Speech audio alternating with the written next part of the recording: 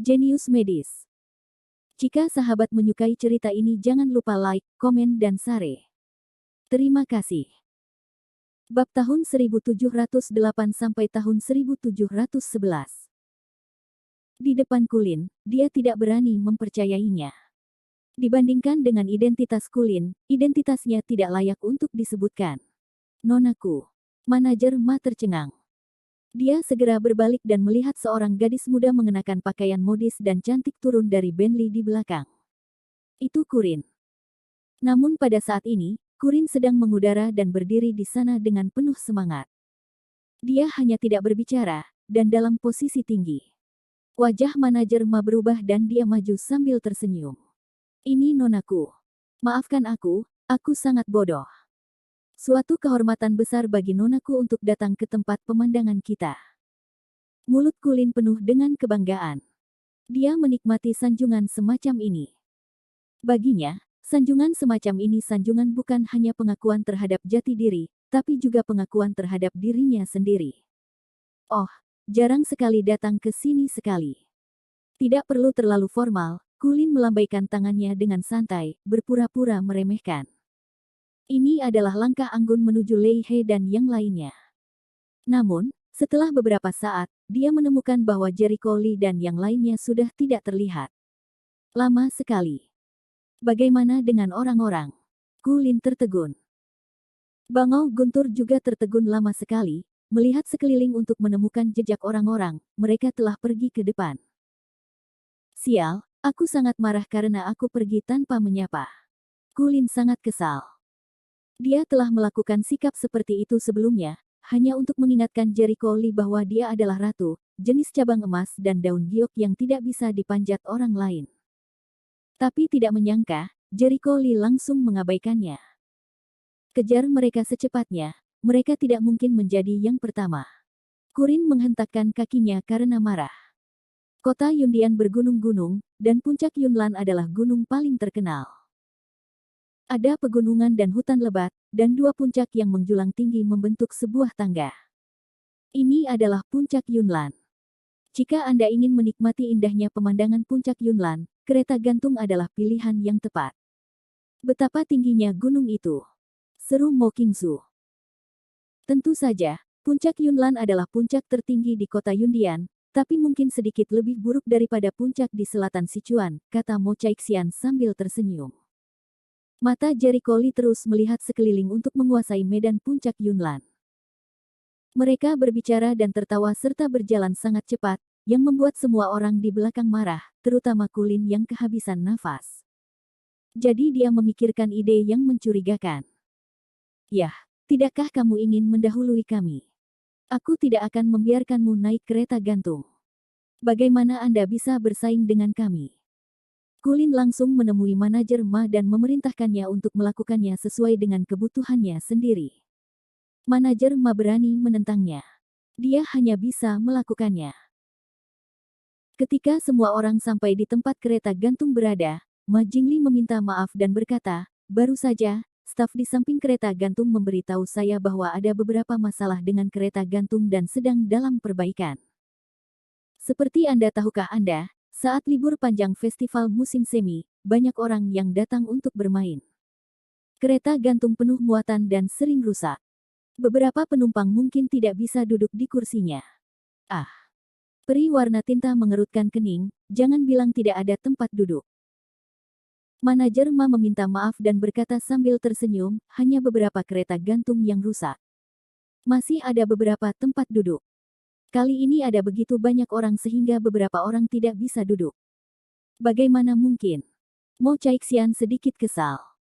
Kulin membuka mulutnya pada saat yang tepat, berapa banyak tempat parkir kabel yang tersisa. Setelah memikirkannya, klasik itu ragu-ragu, satu tempat parkir kabel dapat menampung sekitar 4 orang. Sekarang hanya tersisa 2 tempat parkir kabel. Sangat sedikit. Kita ada 8, dan 11. Lin tidak puas. Maaf nonaku, saya tidak bisa menahannya. Siapa yang membiarkan kereta gantung itu rusak sementara? Mata manajer Ma berbinar. Saat itu, kereta gantung datang.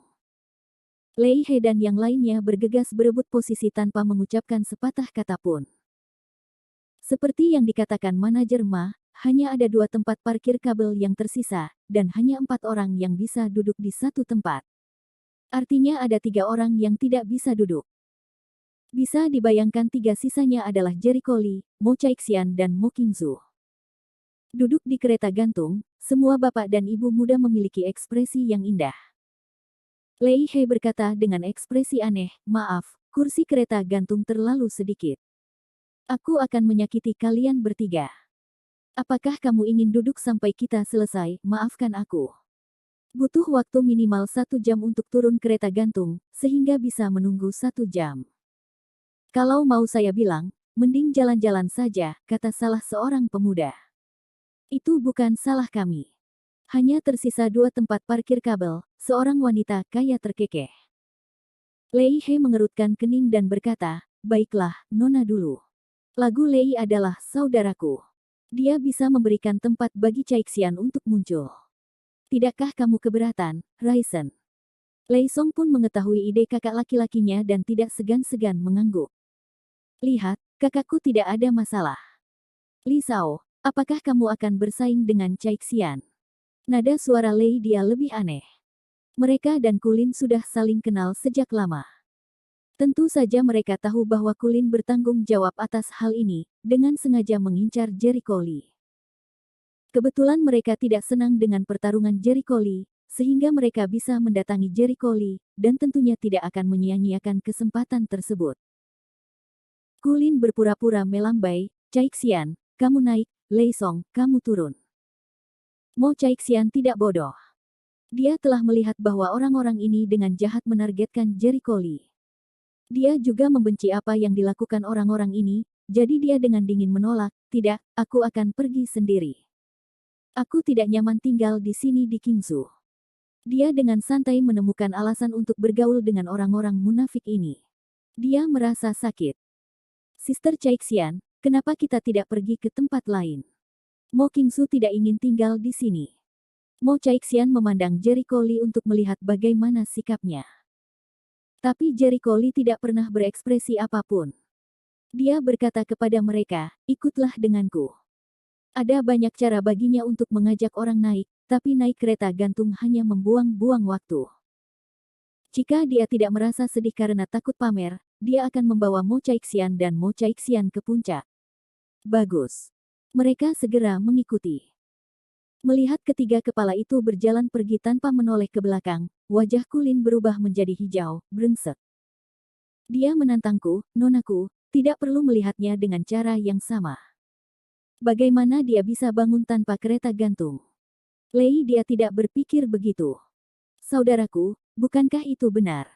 Masih ada beberapa langkah. Mereka bisa memanjatnya." Wajah Lei Song tercekat oleh tawa, dan kemudian dia tidak bisa menahannya, tertawa. Thunder Crane juga tertawa sangat berlebihan, "Haha. Anda begitu lucu. Puncak Yunlan sangat tinggi.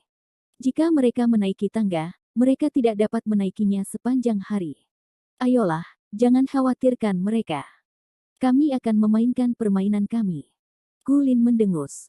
Dia tidak ingin memikirkan bajingan itu. Bab 1709. Kereta gantung segera dibuka, dan dengan naiknya kereta gantung tersebut, pandangan mereka pun semakin melebar. Mereka berbaring di tepi kereta gantung dan melihat keluar. Kenapa? Soalnya, mereka menuju ke arah itu. Tiba-tiba Lei dia melihat beberapa sosok di bawah. Itu bukan mereka bertiga. Di depan arah mereka, ada tangga. Itu membunuhku. Apakah mereka benar-benar akan menaiki tangga itu? Hahaha. Semua remaja putri tertawa terbahak-bahak, apalagi bahagia, rupanya terhibur dengan ulah Jericho Lee. Apakah mereka ingin bunuh diri? Landasan puncak Yunlan terjal. Kalaupun ada anak tangga, hanya sedikit orang yang berani mendakinya. Menurutku mereka gila. Mereka tidak percaya bisa mendaki puncak Yunlan. Mereka membutuhkan waktu 1 jam untuk naik kereta gantung, dan 7 atau 8 jam untuk menaiki tangga. Saya harus mendaki sampai gelap. Kalau begitu, apakah perlu terus bermain? Saat kereta gantung terus menanjak, masyarakat menyaksikan indahnya pemandangan hutan pegunungan. Pohon-pohon ini benar-benar hijau, layak untuk kota Yundian. 4 musim seperti musim semi. Bahkan di musim dingin, sebagian besar pepohonan berwarna hijau, tidak kering sama sekali. 1 jam kemudian, kereta gantung mencapai puncak Yunlan. Wow, cantik sekali. Sungguh spektakuler. Ini benar-benar puncak Yunlan. Sangat kecil untuk melihat semua gunung. Ini seperti terbang menembus awan dan berkendara menembus kabut. Kerumunan berseru kegirangan. Namun tak lama kemudian mereka menemukan bahwa sepertinya ada seseorang di puncak gunung. Kenapa? Lihatlah paviliun di sana. Sepertinya ada seseorang di sana. Apa? Bukankah manajer mengatakan bahwa tidak ada yang mendaki ke puncak gunung hari ini? Semua orang bingung dan saling memandang. Aneh, bagaimana menurutku orang-orang itu terlihat familiar. Lei, dia pikir dia linglung dan menggosok matanya. Apakah kamu salah? Lei Song mengerutkan kening. Mungkin, Lei He tidak yakin apakah dia bisa melihat dengan jelas. Dia kenal banyak orang, mungkin dia benar-benar mengenal mereka. Saat kereta gantung berhenti, orang-orang melompat turun. Pergi dan lihat ke sana.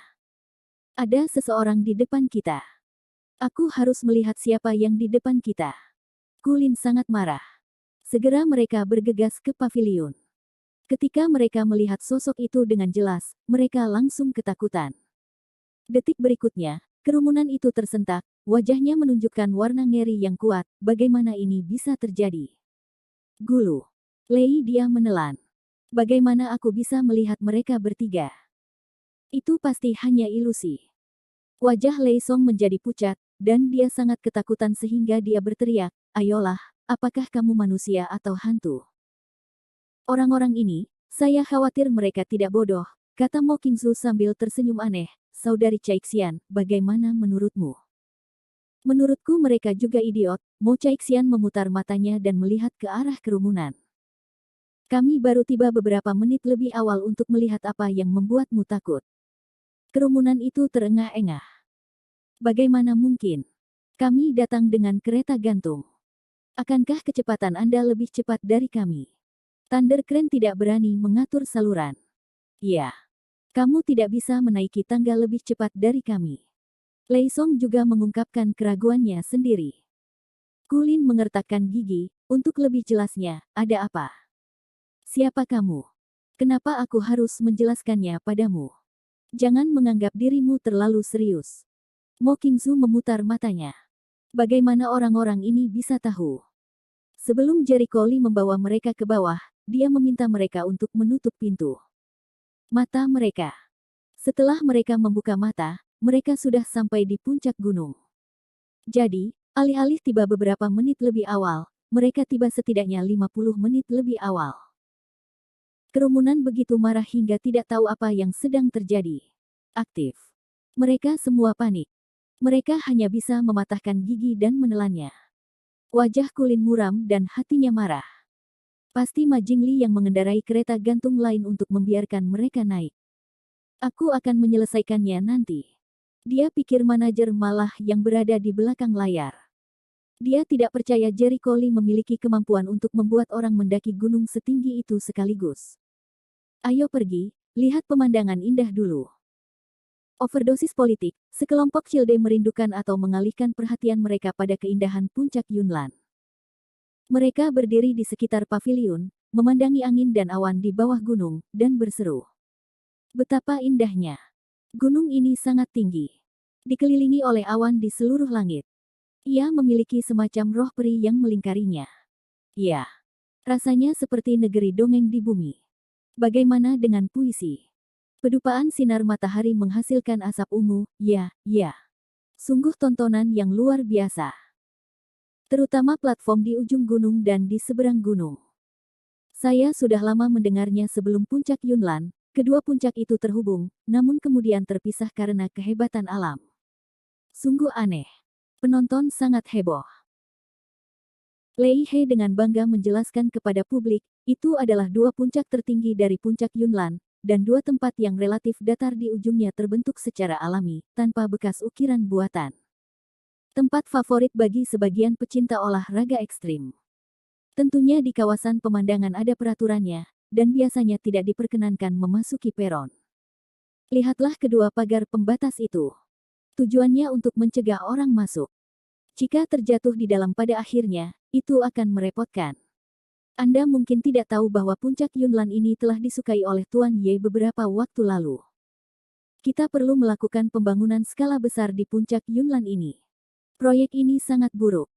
Ini adalah mengatakan bahwa ada ribuan pengrajin terampil yang mengerjakan proyek besar di pegunungan di bawah puncak Yunnan. Skala investasinya sangat buruk. Ya Tuhan, apakah Tuan Ye suka di sini?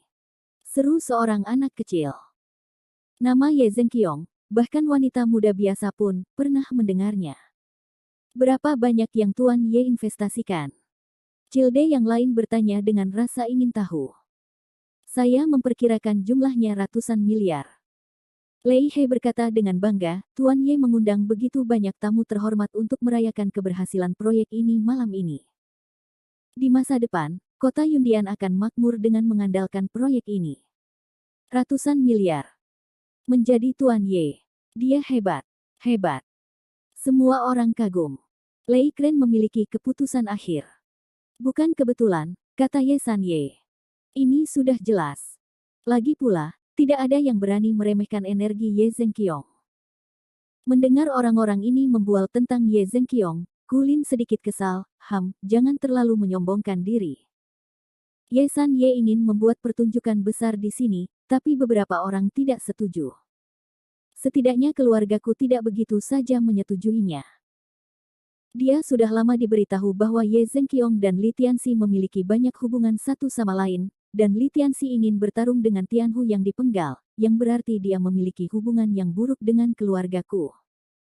Sebagai nonaku, dia tentu saja tidak ingin melihat musuh kuat. Bab 1710 ini. Lei He dan yang lainnya saling memandang. Li memang alasannya. Kota Yundian bukanlah wilayah Ye Zengqiong. Tidak mudah untuk makan di sini. Namun, mereka tidak memenuhi syarat untuk mengomentari level orang-orang besar. Tapi ada rumor yang mengatakan bahwa Ye San Ye mengandalkan seorang ahli di belakang punggungnya. Dia berpikir bahwa ahli tersebut harus membantunya, kata Lei. Maksudmu Li Tianxi? Kulin mengangkat alisnya. Ya. Saya mendengar bahwa Li Tianxi bangkit di selatan Sichuan dan sangat terkenal, tetapi saya tidak tahu apakah rumor itu benar. Kota Yundian agak jauh dari pusat kota Sichuan, jadi Lei dia tidak mungkin yakin apakah berita itu benar atau tidak. Kulin terkekeh, wajahnya penuh dengan penghinaan. Dia memang memiliki beberapa kemampuan, tapi kamu jelas tidak tahu bahwa hari ini adalah hari kematiannya. Apa maksudmu? Lei He dan yang lainnya tercengang. Di satu sisi, Mo Qingzu dan Mo Caixian mendengarnya di awan. Yang pertama berkedip, Saudari Caixian, apakah kamu mengerti? Tidak, kata Mo Caixian sambil menggelengkan kepalanya dengan lembut. Siapa yang tahu apa maksudnya? Membosankan sekali mengucapkan setengah kalimat dan menyembunyikan setengah kalimat, kata Mo Qingzu dengan nada menghina, menoleh ke arah Jericho Li, kakak ipar, tahukah kamu apa yang terjadi? Aku meminta Ye Zengqiong melakukannya di sini. Itu bagian dari keseluruhan proyek, Li menjelaskan dengan santai. Apa? Tidak hanya Mo Qingzu yang tercengang, tetapi juga Mo Caixian, bahkan Kulin dan yang lainnya pun tercengang. Hahaha. Apa yang baru saja dikatakan orang ini? Apakah aku mendengarmu dengan benar? Dan dia berkata, dia memberikannya kepadaku. Apakah dia gila? Menurutku akulah akar bawangnya, tapi aku masih bisa memerintahkan Tuan Ye untuk melakukan sesuatu. Apakah dia pikir dia sendiri adalah Tuan Li? Bahkan jika itu Li Tianxi, tidak mudah membiarkan Ye Zengqiong melakukan sesuatu. Lucu sekali. Sekelompok wanita muda, semuanya tertawa, seolah mendengar lelucon paling lucu di dunia. Kulin menatap Jericho Li sambil mencibir, apakah kamu salah minum obat? Anda juga bisa mengantar Tuan Ye. Jangan mengira tuanmu adalah Li Tianxi, jadi kamu bisa berbicara. Dengan sedikit energimu, Tidak baik membawa sepatu untuk kamu, San Ye. Dalam pandangannya, meskipun dukungan Ye Zhenqiong, Li Tianxi, hanya bisa membiarkan Ye Zhenqiong melakukan beberapa hal yang tidak penting. Proyek sebesar itu membutuhkan dana ratusan miliar. Tidak peduli betapa gilanya Ye Zhenqiong, dia tidak bisa mengacau. Dia menunjukkan kepada Ye Zhenqiong bahwa kamu Zhenqiong akan mengambil jalan itu meskipun dia bekerja keras. Bagaimanapun, rencana Lingtan benar-benar berhasil, dan manfaat yang didapatnya tidak terbayangkan. Kecuali jika Ye Zhenqiong ingin melihat Jericho Lee melatih orang lain, pada akhirnya dia akan memiliki pesaing lain. Yah, siapa yang percaya dengan perkataan orang gila sepertimu? Kulin tidak mempercayai perkataan orang seperti ini. Meskipun dia didukung oleh keluargaku, dia tidak terlalu memikirkan sisi Ye Zhenqiong, tetapi dia tidak dapat menyangkal bahwa Ye Zhenqiong benar-benar seorang pahlawan. Semua orang yang berada di level Xiao Xiong bijaksana dalam melakukan sesuatu. Mereka tidak pernah bisa dianggap enteng, apalagi tunduk pada orang lain.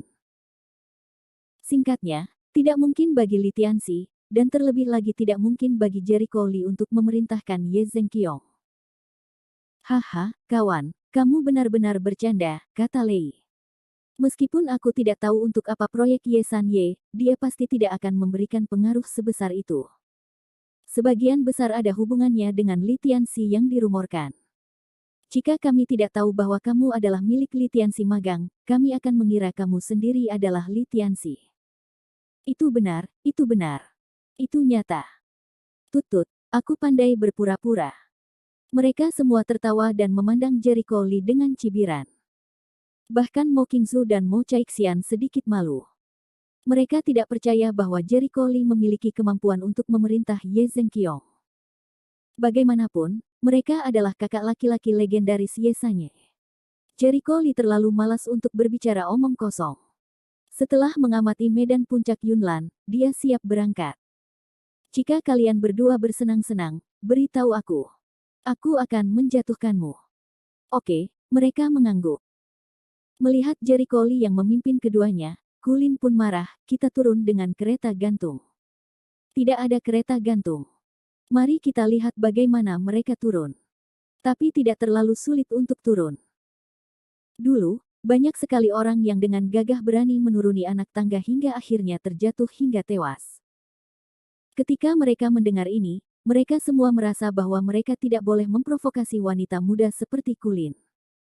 Jika mereka nakal, mereka tidak akan bisa makan buah yang baik. Segera, Jericho Lee ditinggalkan di pavilion. Ayo pergi. Peri warna tinta juga bermain, juga mengambil banyak foto yang bagus, menyenangkan. Tutup matamu. Mereka segera menutup mata. Jericho Lee meraih bahu mereka dan terbang langsung ke udara. Mereka merasakan tubuh mereka terjatuh dengan cepat dan secara naluriah menutup mata mereka lebih parah. Tidak banyak waktu untuk bernapas. Ketika mereka membuka mata lagi, mereka telah mencapai kaki gunung. Kembalilah ke Ling Yan dan mereka. Pada akhirnya, Kulin dan yang lainnya turun dari kereta gantung dan sangat bangga karena mereka meninggalkan orang-orang di puncak gunung. Namun, ketika saya bertemu manajer Ma di tempat parkir, saya mengetahui bahwa Jericho Lee, Mo Caixian dan Mo Qingzu telah pergi selama puluhan menit. Apa? Tidak mungkin. Kami meninggalkan mereka di puncak gunung. Bagaimana mereka bisa turun tanpa kereta gantung? Kulin langsung meledakkan panci sambil menatap manajer Ma, berkata, apakah kamu diam-diam membuka pintu belakang dan mengatur kereta gantung untuk mereka?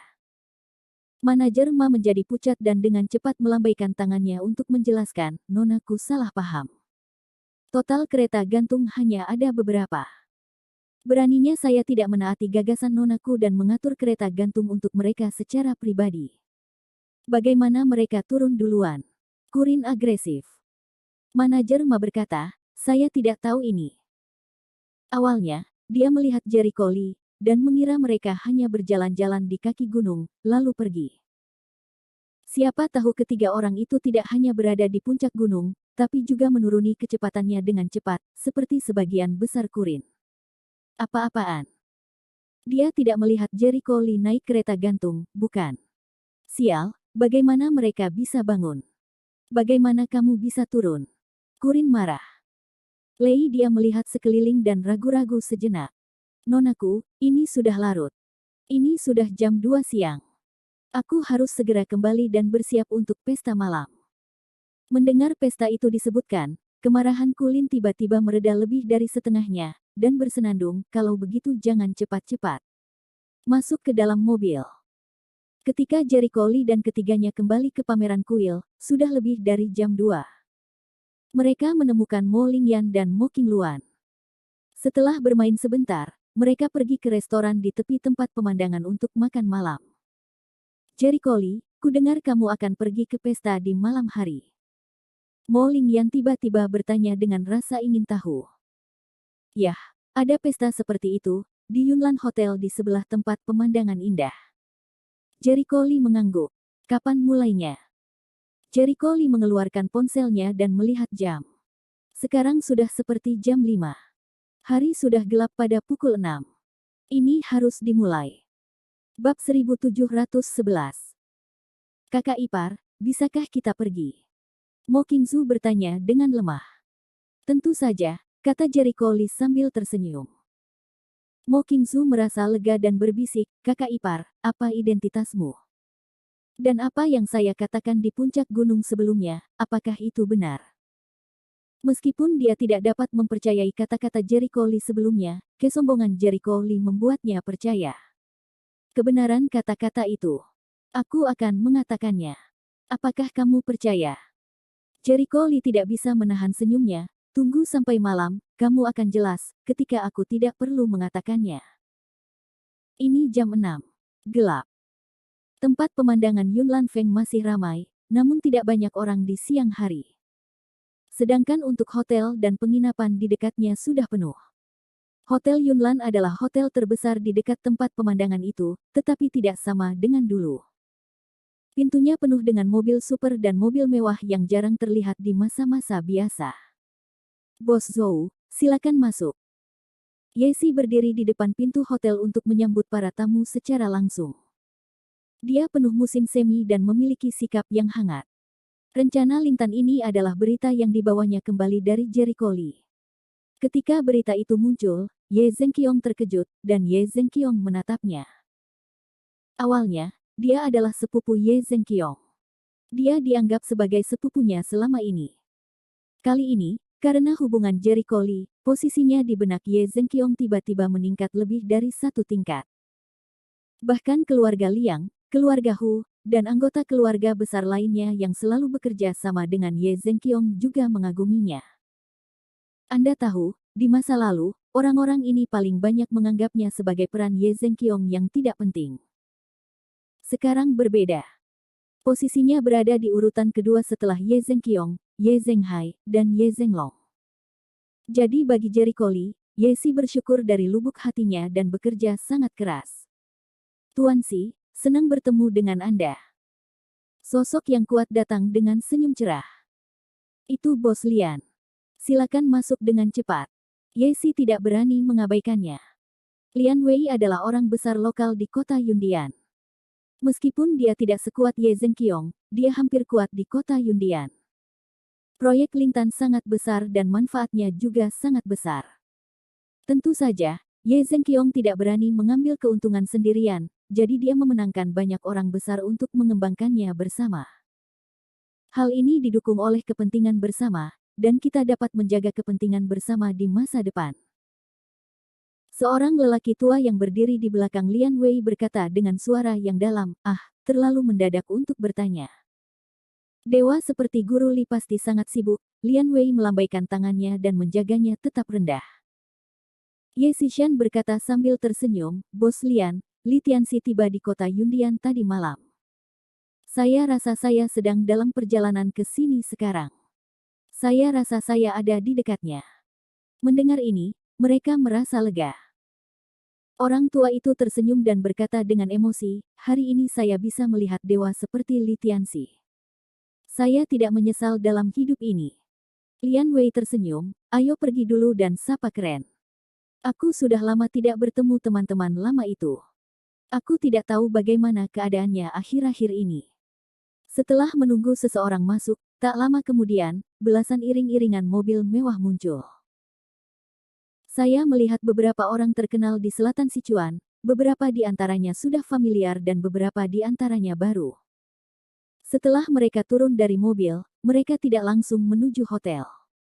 Sebaliknya, mereka secara sadar berdiri dalam dua baris, seolah-olah mereka sedang menampakkan diri sebagai pria bertubuh besar. Beberapa tuan muda dari keluargaku, menopang seorang lelaki tua berambut bangau dan berwajah kekanak-kanakan, perlahan turun dari mobil dan berjalan ke hadapan publik dari Parade Akbar. Kukian. Pemilik keluargaku saat ini pernah dikenal sebagai Harimau Tiongkok. Dia dan Situ Manlong sama-sama pahlawan generasi ini. Saat menghadapi Kukian, orang-orang besar ini otomatis kehilangan akal. Beberapa petinggi lokal di kota Yundian menarik napas saat melihat para pengunjung, dan dengan cepat melakukan perlawanan untuk menyambut mereka. Meskipun Kian telah pensiun selama bertahun-tahun, namanya masih populer di telinga beberapa orang dalam. Begitu dia muncul, dia langsung menjadi pembawa acara, membuat perhatian semua orang terfokus padanya, sebagai jika dia adalah karakter utama malam itu. Hati-hati, kakek. Kukian mengintai. Di sebelah kiri adalah Kuen Kiang, tuan muda kedua dari keluargaku. Di sebelah kanan adalah Kuen Sing, tuan muda ketiga, kakek, lihat. Kukian menatap orang-orang di depannya, wajahnya dingin, bahkan alisnya dipenuhi amarah, yang membuat orang-orang ini tidak berani bernapas sejenak. Keterampilan. Kukian berbicara dengan dingin. Mereka semua mengira Kukian datang untuk marah. Setiap orang yang mengetahui keseluruhan cerita tahu bahwa keluarga Li Tianxi dan Ku memiliki pernikahan yang baik. Kukian tidak langsung marah, jadi dia marah. Sangat terkendali. Hati Yesi sangat buruk. Adegan seperti ini memang terjadi. Awalnya, keluargaku banyak berhubungan dengan sekte jiwa hitam. Li Tianxi menjadikan Ai Hua, murid favorit dari pemenggalan kepala Tianhu, sebagai seorang kasim. Kulin, seorang wanita muda dari keluargaku, berselingkuh dengan Ai Hua. Li Tianxi membunuh Kuwenzu, tuan muda dari keluargaku. Perseteruan ini tidak dapat dijelaskan dalam beberapa kata. Pada titik ini, kedua belah pihak telah terkoyak. Li Tianxi sebagai pendukung Ye Zhenqiong, keluargaku tentu saja harus melampiaskan amarahnya pada Ye Zhenqiong. Tuanku, silakan masuk. Yesi menarik napas dalam-dalam dan memberi isyarat tolong. Apapun yang terjadi, ini saatnya untuk menahan diri. Sekarang bukan waktunya untuk menyerah. Tapi Kukian tidak melihatnya. Dia pergi ke hotel dengan wajah muram. Sebelum pergi, Ku Wensing dan Ku Wenqiang menatap Yesi dengan marah, seolah berkata, anjing, pergi. Sialan. Hati Yesi bisa marah. Siapapun yang dipermalukan akan marah. Tapi identitasnya ada di sana, dan dia tidak memenuhi syarat untuk menantang pihak lain, jadi dia hanya bisa menahan amarahnya. Banyak orang yang diam-diam terkejut. Kontradiksi antara keluargaku dan Yesan Yeh begitu dalam. Benarkah? Sudah sangat terkendali bagi kedua belah pihak untuk tidak berbalik saat itu juga. Apakah perlu membuat banyak kebisingan? Sekalipun ada kontradiksi antara kedua belah pihak, bukan mereka yang akan bertarung dalam pertarungan yang menentukan. Mengapa tidak? Anda tidak tahu. Ini bukan hanya permusuhan pribadi. Konon keuntungan dari proyek besar yang dibuat oleh master ketiga ini sangat besar. Banyak orang yang iri, tapi hanya sedikit yang bisa mendapat bagian. Apakah maksud Anda keluargaku juga cemburu? Tak perlu dikatakan lagi, saya mendengar bahwa proyek ini dapat memanfaatkan kepentingan banyak orang. Saya tidak tahu berapa banyak orang besar yang ingin berpartisipasi di dalamnya. Keluargaku ingin mendapat bagian, tetapi tuan ketiga tidak mengizinkannya. Begitu, jadi jika kamu menang kali ini, proyek tuan ketiga akan jatuh ke tangan keluargaku. Itulah alasannya. Jadi pesta ini tidak sesederhana kelihatannya.